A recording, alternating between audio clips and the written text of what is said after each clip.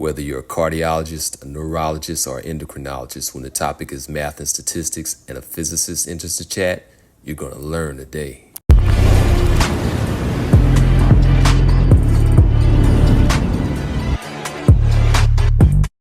Today, we're exploring a crucial conversation that emerged in the comments section with Sergeant Willie P. First of all, I want to say that I appreciate SWP's channel, but it's impossible to respond with multiple statistics in a comment section. SWP questioned the validity of my statements about black demographics, so I'm here to provide a comprehensive response. It's a fact that not all children in the black community are born to black fathers. Let's break down the numbers. Black women outnumber black men, and this demographic imbalance should be recognized when looking at other statistics. Now let's see what the national health statistics say. Table 1, second to last line, clear as day.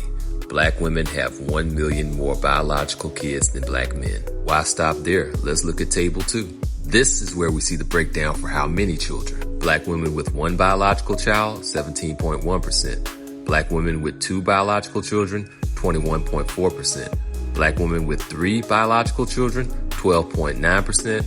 And black women with 4 or more biological children, 9.5%. Now let's compare this to black men.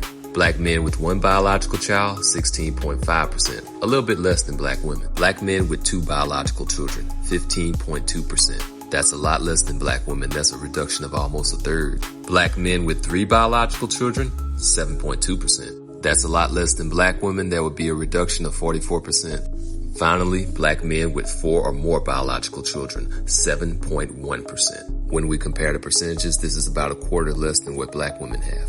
Additional information from Pew Research shows that the percentage of non-singular identifying black Americans is consistently rising.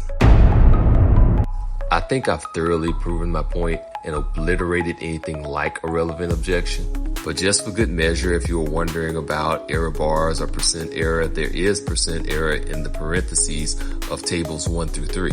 Now let's transition to my major concern, which is damaging Dester Propaganda. Yeah, we've heard pasta and lobster and all the other trends, but consider this. A 14-year-old excellent student disappears. Her family can't find her because she's with this guy. This time the family is fortunate and she's actually found. But 19-year-old Cheryl wasn't so lucky.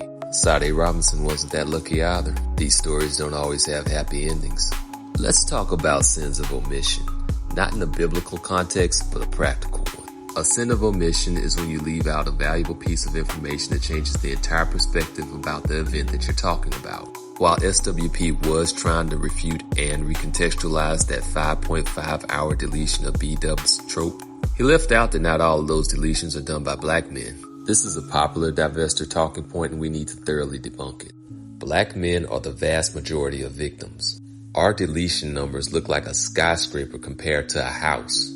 We don't even know how many of these are Travis Rudolph proxy violence situations. How many of these are robbery setups while dating? If this were somebody other than black men, there would be research on this. This graph clearly shows that black men appear to be the primary target in our society and black women appear to be collateral. Let's go back to sins of omission. Nobody knows everything, nobody can cover everything, but it's okay as long as you make a good faith effort and allow for elaboration. Which brings me to this.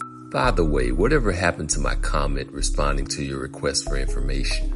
I guess you didn't want an answer on your comment section. So now you got a whole video. Brother, don't run from the truth.